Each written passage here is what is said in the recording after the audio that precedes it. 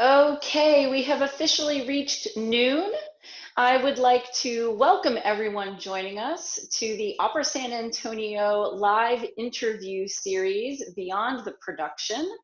This is a chance for our artists and friends to step off the stage and into the community of San Antonio to share their stories and their art from their homes. So thank you everyone who's tuning in right now for joining us.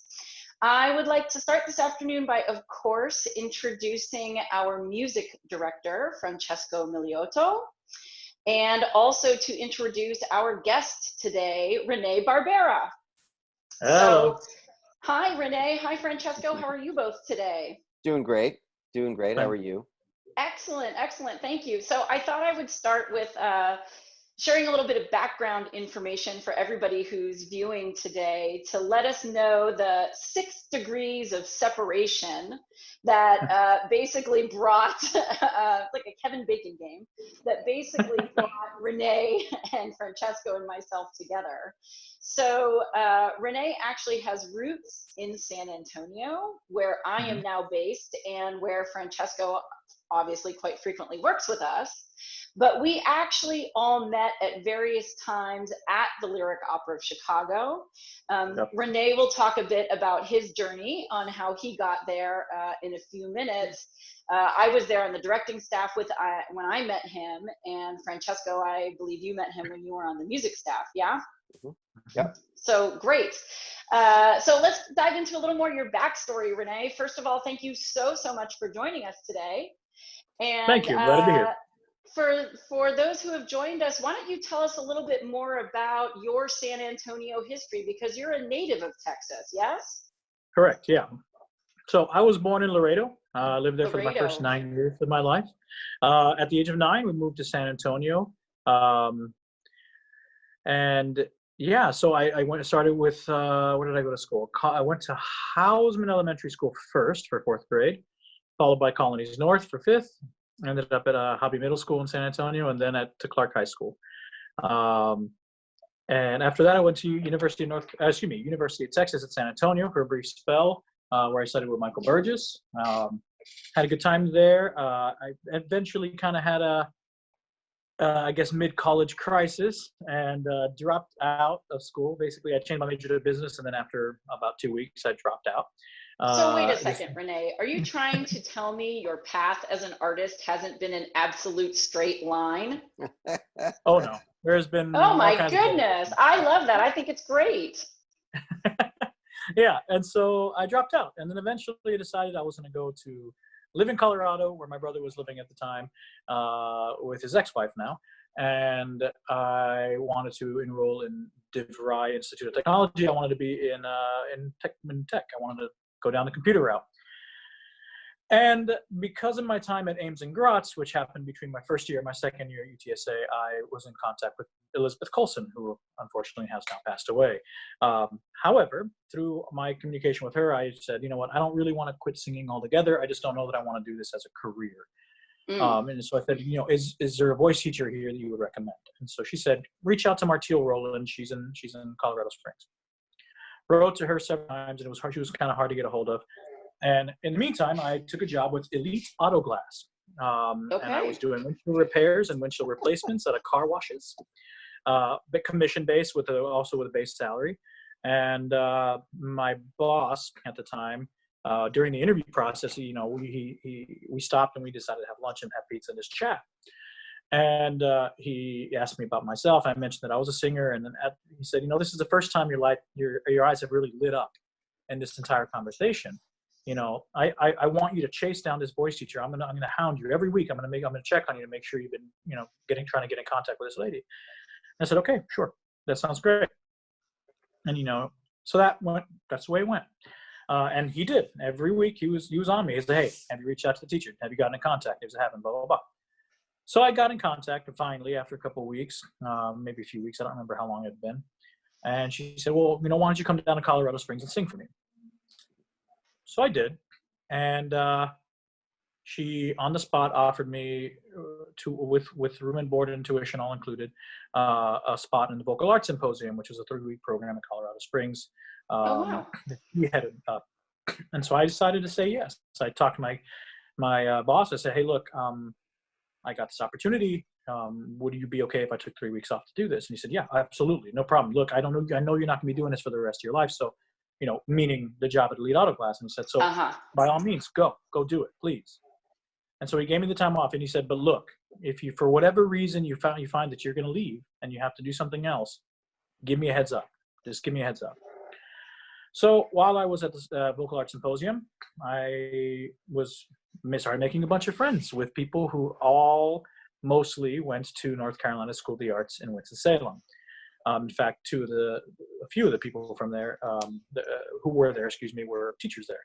One of which was James Albritton, and the other was Steve Lacoste. So after having sung and everything, James Albritton apparently, I found out later, told his students, sell the school to him. Oh, interesting. And they did. And so I went up to him and said, look, I'd like to go to school there. Can I sing for an audition, blah, blah, blah. And they said, we can give you an audition if you come, we can give you a scholarship if you come this fall. Great.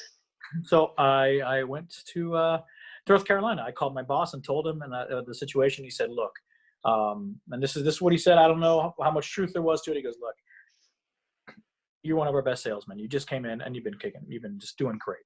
So I want you to know what I'm thinking before you make your decision. I want you to have all the options on the table. He goes, in the few months you've been here, you've become one of my best salesmen immediately. And I know that you're going to be really good at it. Of course. And he said, look, we're going to be opening a new branch early next year. And we want you to be we want you to head that branch up. So you would have your own team. You would get a portion of their commission. They get you, and plus your base salary would go up dramatically. So I turned down a pretty lucrative position So you had a choice to make then, between really leading two very different paths, one artistically and one through more of a regular job, so to speak.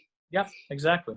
Wow. And so I called my parents and I said, look, can you guys help me? I just need to get to North Carolina. Can you help me? And initially, my parents, when I left, I said, this is it. This is all you help you get.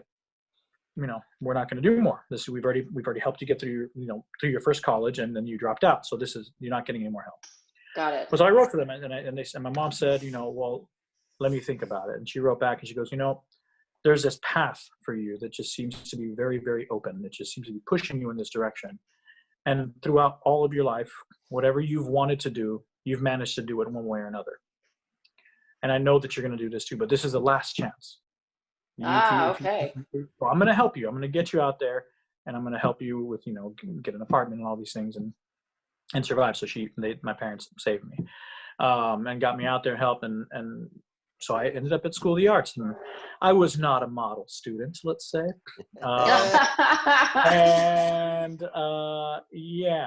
In my final year, I did a lot of competitions and a lot of auditions. And as a result, I missed a lot of class. And I ended up having to take W's and ended up getting a couple of F's because of it. And so I said, you know what, it's fine. I'll just take those next year, no big deal. Well, that didn't play out because I got offered I did the Met competition that year, which obviously helped. And through the Met competition, I got into the Lyric Opera's Ryan Opera Center program. And then after that, I got an offer to go to Florida Grant. Got it. So let's put a pin in that for a second, René, because I want Francesco to ask you some more questions about what that part of the process is like the Met Council and Operalia and Lyric, because I think there's good insight there for young artists that are coming up and through. But Francesco, before you guys talk about that, I do want to say Alan Savada says hello. I don't know if René and Francesco, you can see that on your screens. He's sending a lot of love from DC. And also Michael Smallwood, who's the technical director at Lyric Opera of Chicago, who all three of us have been in touch with. He says hi too, so sending lots of love to Lyric. Yeah, so glad to have some familiar faces with us today. So Francesco, I know you're intimate on that system of young artists coming up. Let's talk a little about that. Yeah, I mean, Renee, a lot of the listeners and people watching, especially people that are at the beginnings of their careers, Mhm. there's always, we get asked all the time, what were the productions that sort of launched you, or what were the, young artist programs that launched you, or anything like that. And just as we were starting to get into that conversation, thank you, Loren, for pointing it out. I think it's something important and something that the people would want to know. So if you Yeah. could just sort of highlight for us, picking up exactly at Lyric Opera, of course, Met Yeah. Council auditions, and just the next steps, and also agents getting through, Yeah. things like that we can sort of layer blocks on, so that we can see a little bit of your path, especially Sure. just at the beginning part of it, leading to, where Yeah, you yeah, are. no problem. So I mean, things kind of really took off when I won a Met competition. I had previously gotten into the Maryland Opera program, Mhm. so I had the summer lined up, and that was exciting. And I won't really, yeah, we're not going to get into that. Anyway, so the Lyric was fantastic. I had a great time with Marilla. I had a great time with Lyric. It was really an amazing experience across the board. It was nice actually to go to Marilla without having any sort of like pressure to try to get the Adler Fellowship, Right. which was Sure. not going to be an option whatsoever, because the person who was going to get it already had it. So I was glad that I didn't have to deal with any of that sort of stress. At any rate, which was David Lomelí, by the way. Oh, David. Yeah, So, we were Renee, I there. also just want to jump in because there's some terminology in there that might be new for Sure. people. Mhm. The Marilla and Adler programs are two programs out of San Francisco Opera, two young Mhm. artist programs out of San Francisco Opera, Yeah. for any of our audience members who might not be familiar with that. The Met Council auditions is its own unique audition process, but is also how oftentimes you are accepted into the Metropolitan Opera's Young Artist Program. And then when we talk about the Ryan Center or Lyric Opera of Chicago, the Ryan Center is the Lyrics Young Artist Program there. So there's some insider terminology for those of you that are following along. Renee has a lot of experience with a lot of the top programs for young artists. Yeah, I got really lucky early on. Yeah, in fact, I had not planned on auditioning for the Lyric Opera Chicago. I did the Met competition, and basically I went in to talk to Galitha Nichols about the Lindemann program, and she said, yeah, it's great. You definitely think you should audition. There's definitely interest there, but I think you should also sing for Chicago. Mm. That'd be a great idea for you. And then, so literally while I was sitting there, she called John Rolandi and said, can Renee come tomorrow in the middle of your auditions? Because they were taking auditions at the same time. Can he go? Like, can you find time? And literally response was, just tell him to come over. We'll find time for him whenever he gets here. Great. There you go. So I showed up, and I walked into the audition, of course, not really knowing what to expect. And the first thing out of John Rolandi's mouth is, my mother. What? Really? Which, yes. So, fun story. I had forgotten completely, because she said that, I kind of was like, oh my God, you're right. I do. So how this played out, while I was in North Carolina School of the Arts, I went to sing for somebody's funeral. Mm. And I immediately after wanted to escape. I always do. I don't want to be congratulated or thanked or anything. I always wanted to sing and get out, because it's not about me. It's never been about me. I just wanted to leave. Well, as I'm trying to escape, a woman stops me. Renee, I need to talk to you. You got to meet my daughter. She's at the Lyric Opera Chicago. She's blah, blah, blah, blah, blah. And I just kind of was like, I wasn't really paying attention. I'm like, oh my God, who is this crazy woman? I can't deal. Having no idea who it was and who her daughter was. Right. So we had a good time with that. And so I sang Mes Amis for them, and Jana starts laughing in the middle of the aria, because I sang high note. And she began to laugh, and of course, then I started laughing, and it was not a typical audition you would expect. Wait, laugh in a good way, or in a bad way as a reaction? No, I hope not in a bad way. No, I mean, I got in. It must have been in a good way. No, I sang a high note, and she started cracking up. I started laughing, so we had to stop. She goes, I'm sorry, it's my fault. I love high notes. I'm sorry.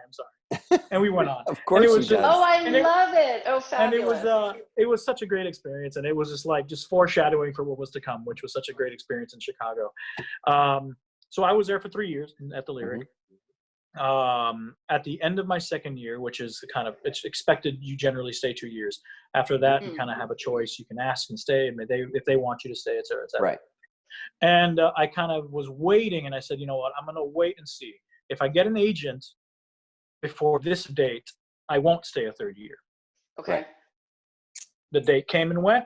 I signed my contract for my third year. A week later, I got an email from an agent showing interest, and immediately my thought was, well, I had already gotten a contract with the Lyric Opera at that point for my Pasquale there with them in 2012. They had offered it to me before all of this happened. And so, no, I'm sorry. No, I already had that contract signed. It was another contract, Okay. some other contract, doesn't matter. It was some contract, and I said, you know what, I'm going to send this to the agent and say, can you guys handle this for me? As a way of saying, I'm already bringing in work. Can we just go ahead and start working together? And it ended up happening that we worked together, and I never actually sang for them in person. It worked out because I believe the story that I recall is that Matthew Epstein had gotten in contact with my first agent and said, you got to take this guy. Yeah. Got it. And so that's kind of how that played out. And a lot of this stuff is, I mean, I got lucky. Let's be honest. Yeah. I wasn't reaching out to agents really. I was just kind of waiting. And so I got one. And actually having an agent throughout my third year was really helpful because it helped line everything up throughout that year so that when I came out, I was running out the gate with work. Got it. Yeah. And so actually my final year with the Lyric, the summer of between my second year and third year is when I did Operalia. Okay. Oh, right. So that further helped my launch because it was timed perfectly. It went well. It went very well. And as a result of that, I mean, it got me international attention that I had not had prior. Great. So let's hang on to that for just a second, because I want to talk a little bit about how much you had happening in a short window.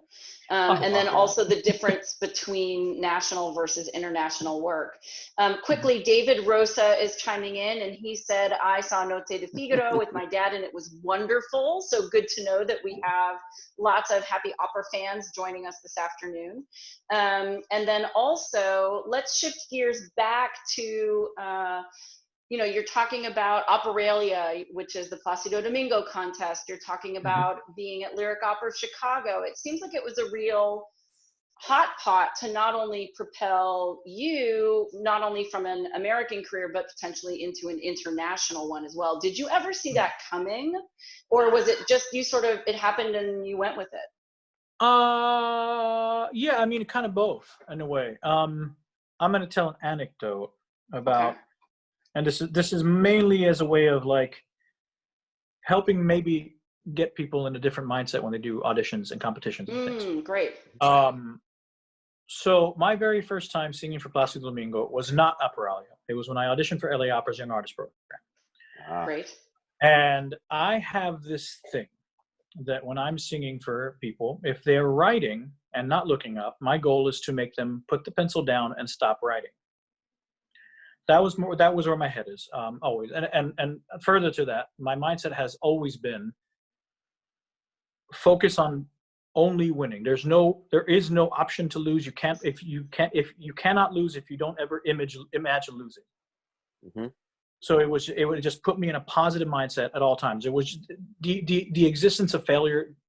Failure just didn't exist. It wasn't there for me. In my mind, I was going to succeed no matter what. I was going to go out there. I was going to sing my face off, and that's it. However, once I walked off stage, then I beat myself up. Oh, interesting. Suddenly the floodgates could open. Yeah. Correct. And that's when I'd say, okay, look, this is what you did wrong. This is why you're not going to get into this program. This is why you're not going to win this competition, et cetera, et cetera, et cetera, because you could have done this. Mm-hmm. And that's how my mindset works. So, and my first time singing for Placido, he was writing the whole time. I hope if he's listening, I hope he doesn't hate me for this. But he was writing, and I sang, and I was singing "A Mes Amis." So I get to the very first high note, and I just hang on it. And I'm watching him. He's writing. I hit the high note. I see the pencil stop. I come off the high note. He puts it down slowly, and just looks up and never writes again. Wow. So that's winning. So that's winning.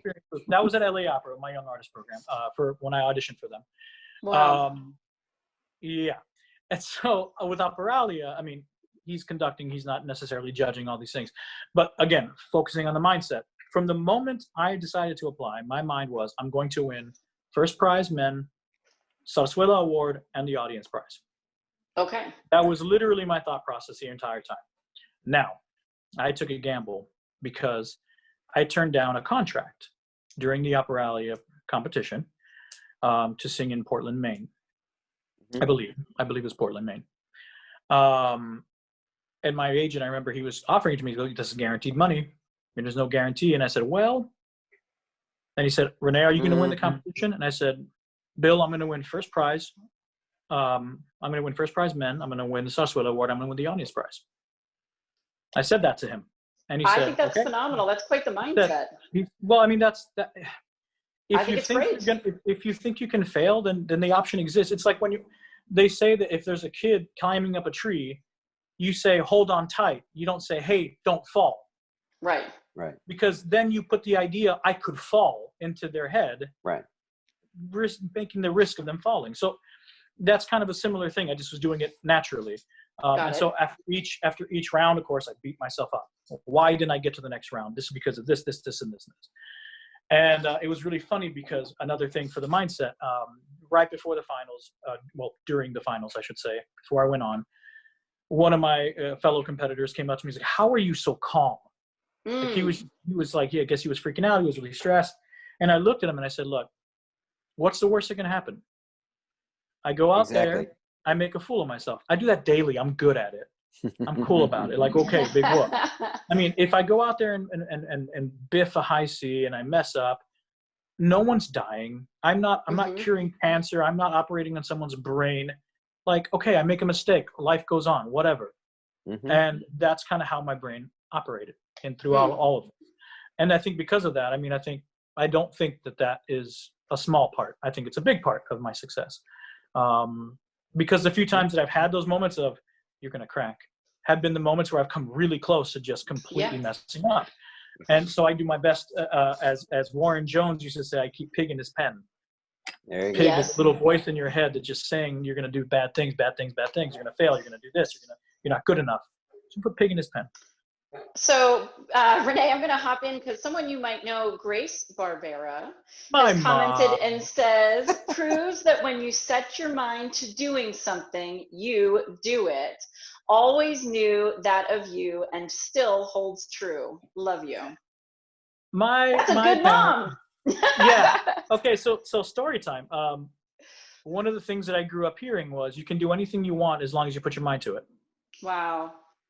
And so I always believed it. I never believed that I was nothing. I never believed for a second there was something I couldn't do if I decided I wanted to do it and worked for it. I think that's a real gift, René, and my hat would go off to your family. And that's not always that children are brought up with that kind of strength of mentality. And now I completely understand how that pays off as you make this journey as an artist and gets you to where you are now. Yeah, absolutely. I don't think that's a mistake by any means. I think it's all connected. Wow. So you've lived in the U.S., you've lived in San Antonio, but you're not living in the U.S. anymore. When did that transition happen, and where are you now, René? Well, I'm in Berlin. The transition happened in 2017. I was in Palermo for a production of, I think it was it Traviata? I think it was Traviata. And it dawned on me, looking at my calendar, that I had no work in the United States for the next 2 years. And I said, man, I'm spending so much money flying back and forth between the US and Europe. And then there are times when I have 10 days off where I'm going to go home for 10 days, but that's really expensive, A. B, it ruins you because you go back to the States just in time to recover from jet lag to go get it back again. Right. And it was just too much. So I ended up spending money staying in Europe. And I said, and you know, when you stay in a short-term hotel for 2 weeks or a short-term apartment in 2 weeks, you're going to spend $2,000 easily when I could pay rent. You know what I mean? Like I could just have a much cheaper apartment and pay rent and save a lot of money. So I started looking at options and I said, you know what, why don't we try Berlin? I'd never been to Berlin, mind you. I had never been to Berlin when I made the decision to go. Wow. So spur of the moment almost. Sort of, yeah. I mean, I had been talking about moving to Europe for a long time, but this was kind of like, and so this was like, I don't know, January, February. of 2017. And I said, well, let's do it. Let's move. We can move in August. I have a production in Berlin anyway in September. So let's do it. And I did. And Wow. it kind of all, my transition to working in Europe it was mainly facilitated because I switched agents, actually. I fired my American agent and I went with a London-based agent. Mm-hmm. And once I did that, my career really kind of made a big shift. And it's not that I didn't have work in the States at all. It's just there was more work to be had in Europe. Yep. Yeah. And I'm curious, René, I mean, this is sort of a rabbit hole, but if there was a way to encapsulate what it feels like to be an artist in the US versus maybe what it feels like to be in Europe, or more specifically Germany. I think the way the theaters operate, the way you're supported, the support now in COVID-19, very different than what we're experiencing here, yes? Absolutely. I mean, for sure. I feel way more supported. For one, there's something called the Künstlersozialkasse. It's oh, that's not good. My speaker just turned off. Anyway, so basically, this is it is a system, a program for artists you apply for it, and they effectively act as your employer for the purposes of paying for social insurance. Now, So was that pre-COVID? That's something that you just did when you moved to Germany? From the beginning. That's right out the gate. They support artists. Mm-hmm. So that covers, half basically of my social insurance, which covers health insurance. It covers pension. It covers nursing care. It covers a bunch of other things. Oh, wow. Yeah, so that's all included in there. And so that also gives me the possibility of choosing to be on the public system here in Germany, or the private system if I wish. So I chose to do the public system, and through that, because my wife Anna is making less than a certain amount a month, she's able to be covered for also in this with health insurance and everything. She can be on my plan, and so that's super helpful. That's by the way, I'm covered all over Europe with this insurance, not just in Germany. Exactly. And that's enormous. I couldn't take my Texas insurance anywhere. Oh man, wow. I know. Because I needed a PPO, and the only way you can get PPO if you're incorporated. Now, let me be clear: I incorporated, but slowly but surely those PPOs are going away. Mm-hmm. Not to mention they're prohibitively expensive. Mm-hmm. Well, it sounds very, very lucky, and something that I know the arts are revolving right now, and maybe we can all learn from each other when this is said and done. A few more comments that are coming in, René. Alan Savada was sad when you moved to Berlin because you lost a good client. He lost a good client. Yeah. But glad that you'll be back.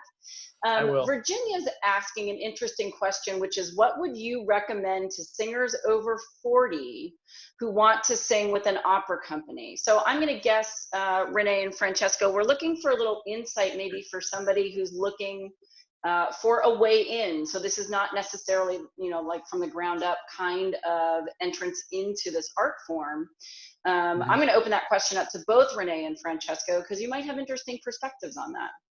Yeah, I mean, I get asked that a lot, and I coach people of every age range. I coach I still have great friends that are teaching in high schools that send me some of their students before they go out for college auditions, and I coach people, pretty old, and a little bit older than you would normally think. But for me, I would say, if there's any, I mean, of course, if you have an agent, that's great. If you, it sounds like maybe they don't, but if you don't have an agent, I mean, it's not terrible to just write an email or do anything like that. But the best and most important thing I would say would be to find a connection to any of those people. If you know somebody that knows me, say if you want to audition for me or for us in San Antonio, if you know someone that knows us, or someone that you've sung with that has sung with us, or stage director, conductor, anyone, don't not include anyone from the complete circle, a pianist, your coach, anything like that. So if there's any way you can make a connection to the people that are going to listen to you and choose you to be there, that would be the next best thing from agents and auditions, for sure. Great. I would also echo those sentiments and say, look for chorus auditions in the area that you're in.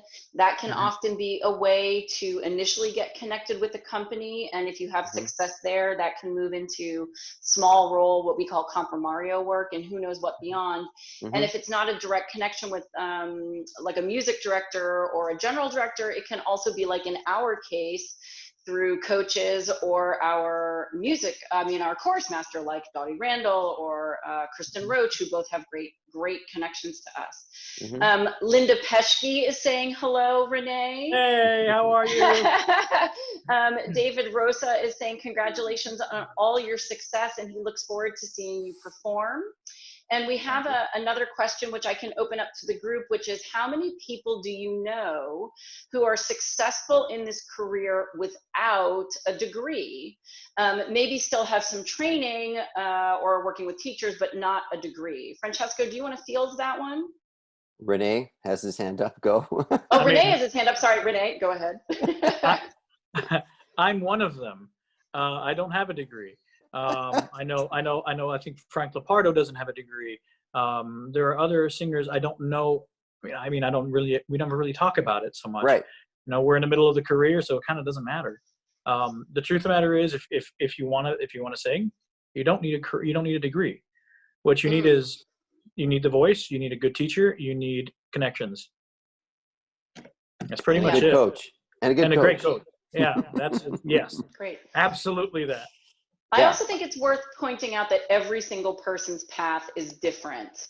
Exactly. You had talked about being in school and studying singing and then diverting into more of a business world before coming back. Others come to it later in life and quite unexpectedly. Some people train hard and have a very calculated career. Some people dip in and out of it, and the size and scope of career can be very different too. So it's really a kind of environment where there is no one way and everybody has to really find their own path. Would you agree with that, Francesco? Absolutely. I'd agree with that. I'm not a conductor that or someone that's in auditions that runs to look what school you went to first. I don't want to read anything until I hear you sing. Right. And see and feel someone's presence and what they're offering. And then I would scroll down, but I wouldn't, it doesn't matter to me if you went to Juilliard or if you just finished high school. I mean, what matters to me is what I'm getting and what I believe my audience is going to get and what impact you're going to have in my production. That's the most important thing. And I don't usually ask, and like René, I don't usually talk about it. So I'm sure I know many people that don't have degrees. That are all in career like all of us, but it's not something that's so important to me. But of course, everyone's different. Yeah. Well, great. Well, in preparation for today, I had actually delightfully conned Francesco and René into collaborating.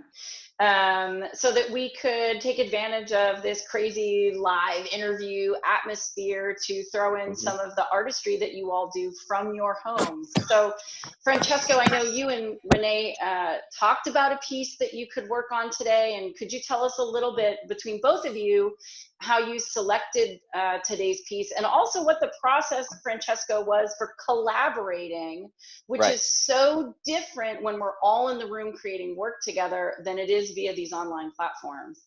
Absolutely. So the piece we chose to do, and I'll ask René why.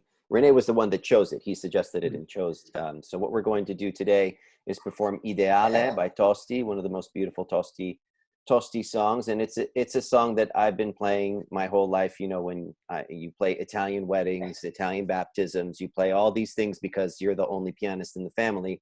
I had to play all of these events. Everywhere there was a piano, I played. So I remember I had this book full of Italian tunes, and of course the Tosti was in there. And I think for the couple of years my dad made me take accordion lessons, I'm pretty sure I played this on the accordion as well.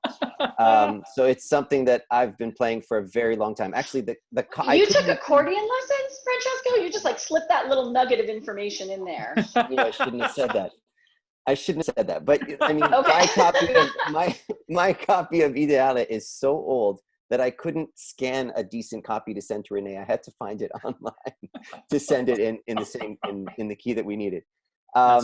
So, you know, and part of the process, and, you know, it's very interesting, of course, to make music together in this. What I like to do is, you know, René and I talked a little bit, and then what I did was lay down just a quick version of the track. And then René and I would just sort of voice message each other back and forth. And, you know, René would, you know, he said, come back, this was great. If we could just do this a little bit slower, if we could do this a little bit softer, and then I would just send another track back. And then when it was satisfactory, I just laid down the track for René to practice with and play over the speakers now that he can sing with live for us. Great. So, but René does have a good connection to this song, and I would love to hear at least a couple of words about why he chose it. Great.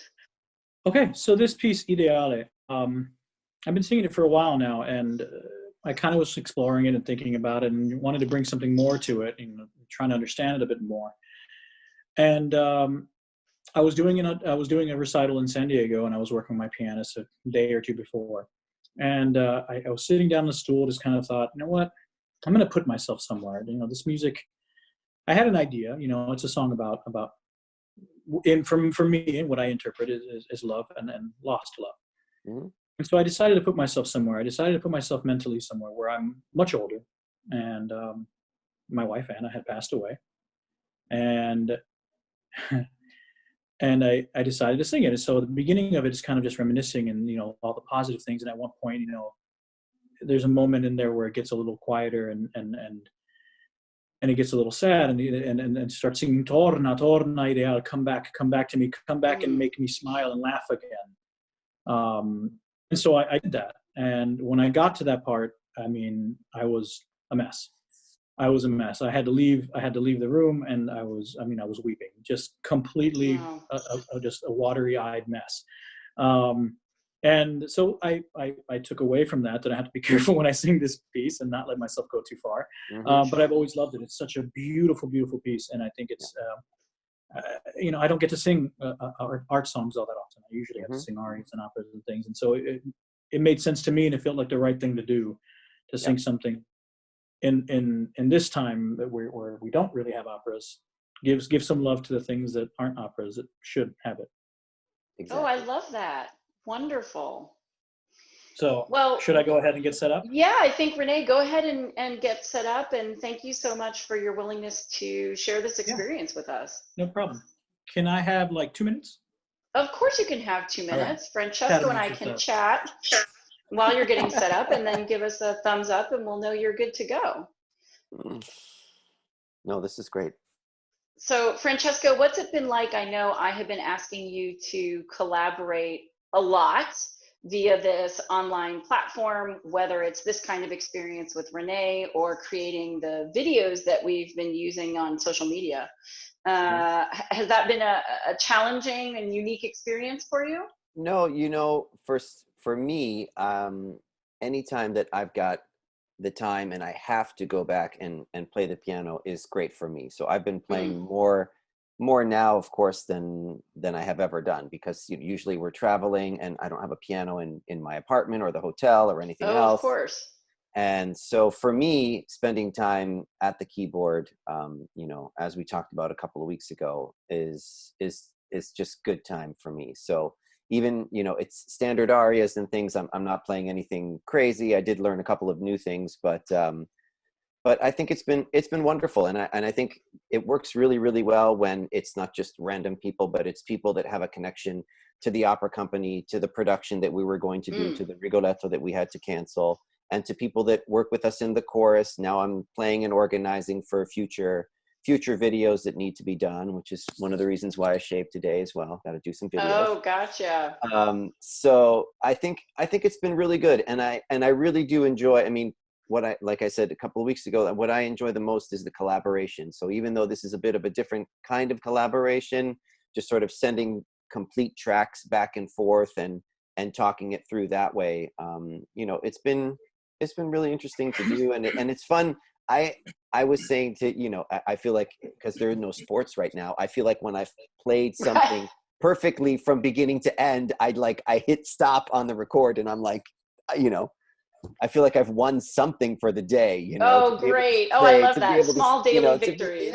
To be able to say, okay, I did not mess up. It's great, you know, to not be like take 3, 4 takes to get something done, and then great. something musical or whatever.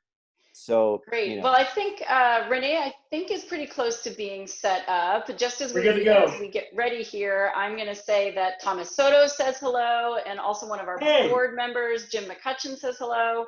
He says he loves the wall colors and the decor in Francesco's house. And yes, I'm at Veronica's home, not at my own home. Jim, there you go. I love it here. So René, are you set? I'm ready to go. Let's go for it. Yeah, go for it. Let's try. Here we go.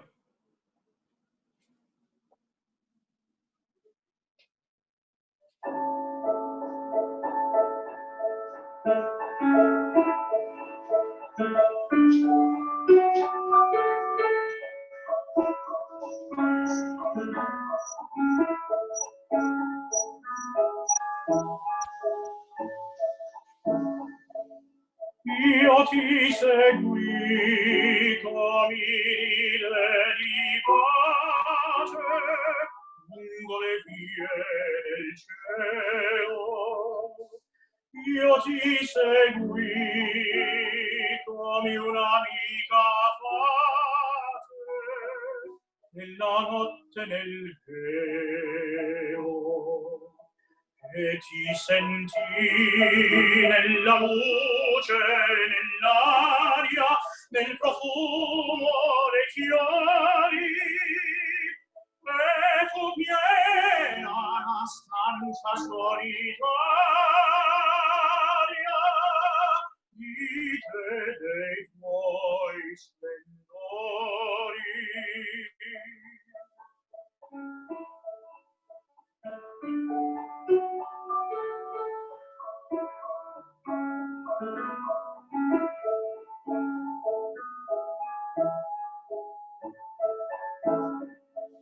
In terra pito al suon della tua voce, lungamente sognai, e della terra ogni affanno, ogni croce, in quel giorno scordai. Torna, caro ideal, torna un istante a sorridermi ancora, e a me risplenderà nel tuo sembiante una novella aurora.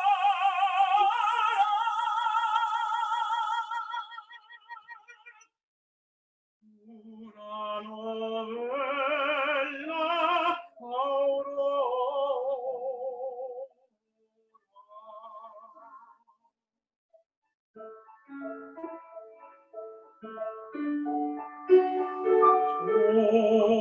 Torna, caro idea.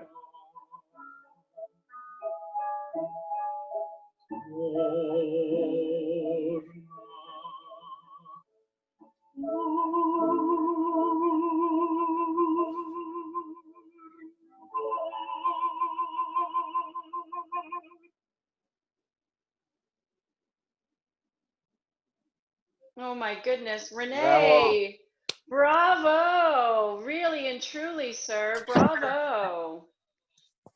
Bravo, we have some bravo. folks reacting with love and surprise. Jim is saying also nice view from your window and plus your voice. Sammy is saying hello. René, it's so gorgeous to be able to connect with you. Thank you. And Thank to you for the hear opportunity. you during this time. I mean, really, really stunning. We're so lucky to be able to call you a hometown hero, at least in my opinion. Mm-hmm. Yeah. Thank you. Really I lovely. appreciate that. So I understand, René, that you've started to transition this talent, not only for yourself vocally, but into giving voice lessons online. Do you want to give a little plug for the work that you're doing? Yeah, well, I mean, I find myself in an abundance of free time. these days. And I've in the past few years, I mean, people off and on have always asked me to hear them sing or work with them here and there. And since I've been in Berlin and I've had a bit more time and here and there, and I've said, okay, sure, why not? Wow. And so I've been teaching a couple lessons, and I've found myself really enjoying it. And yeah, I have a student who comes from outside of Frankfurt, drives 6 hours or something like that to come work with me whenever he has a chance, whenever I'm in town, or if I happen to be in Frankfurt for my visa appointment, I'll work with him there before coming home. And I've worked with a couple of students in Milan prior, and I said, you know what? Why not? Let's do it. I mean, it's something I've enjoyed doing, and I figure it'll give me some experience, and I might be able to help somebody out as well. So I started doing that and doing it via Zoom or FaceTime, and it seems to be working out pretty well. Fantastic. So folks who are giving you compliments like Greg or Celeste, who's saying beautiful and love you guys, or Geraldine, who's saying bravo and such a gorgeous treat, or your mom who's saying bravissimo and thanking you for having you on today. Folks who might be interested in doing voice lessons could reach out to you. You're figuring out a way to take advantage of this in the digital world. Yeah, absolutely. And hopefully at some point I can actually do some, in-person lessons. Unfortunately, technology has its limitations unless you have an incredible setup. So yeah. No, that's great. And then if you're interested, reach out. And then I think just to wrap up before we're done, we'd love to hear a little bit, just to circle right back around to San Antonio, a couple of your favorite memories, jobs, anything like that. Yeah, okay. We were having a good time talking about all of this before, so I think it's just funny to circle back and see where you started before singing. Okay, so I had a lot of jobs when I was in high school. My first one being Chick-fil-A. Nice. And then eventually I ended up at McDonald's and Whataburger. Whataburger is the best, by the way. Whataburger, there you go. Yeah, In-N-Out, got nothing on Whataburger. Just to end that conversation now. All right. Anyway, there's a big competition. But my favorite job that I had in San Antonio was working at H-E-B. H-E-B, I was a bagger. I was a bagger and a cashier. Wow. So see, I know everybody's talking right now about the talent we all have as artists, but it's not always just about the artistic jobs. Sometimes it's about the jobs that we create over a lifetime. And how fun. H-E-B is a great supporter of ours. Yeah, I really, really loved working there. It was a blast. I remember I had regulars who would only go to my line if I was there. Really? Wow. It was a thing. Wow. Yeah. And of course, it's being bilingual. I mean, that helped. Because I spoke Spanish, people would just, boom, I have a line up. Yeah, of course. Literally some cashiers would have nobody, and there'd be like 4 people in my line just because they knew they could talk to me. Oh, that's great. Well, your audience here still loves you. Linda's chiming in again to say thank you so much for providing this time and your talent for fans who are all over. Thank you for having me. Rick Novak has chimed in and said that you did a Zoom lesson with one of his grad students last week, and that you're a great teacher and mentor. Thanks. That's actually kind of what kicked it off. Oh, that's great. Well, thank you, Rick, for that opportunity. And your mom is talking about how complicated taxes are when you're an artist. We could do a whole nother session about that. Oh my God. Yeah, fantastic. But in the Why would you stress me out like that, Mom? I know the taxes for artists is like a whole nother session we could get into. But I want to wrap up today by saying thank you so much for your time and your talent, René, and sharing across seas and across the internet. And for anybody that's watching, I know René is passionate about this. Francesco and I are as well. Artists right now really do, and arts organizations as well, need help. We are weathering this storm. We're being creative with our digital solutions, and we want to be here for years to come once this storm has passed. So if you can help us spread the word, if you have the means, please hop online and donate to the OSA Artist Relief Fund. You can find information on that quite easily through Facebook, through Instagram, and also through our website, which is operasa.org. And we look forward to continuing the series with everyone next week. We will see you next Friday at noon Central Time.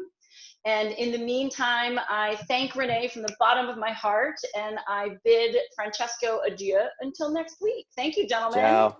Thanks, Thank Renee. you so much for having us. Bye, Loren. And more than welcome. Lovely, lovely to be with all of you. Take care. Thank you. Thanks. Ciao. Take care. Bye. Bye-bye.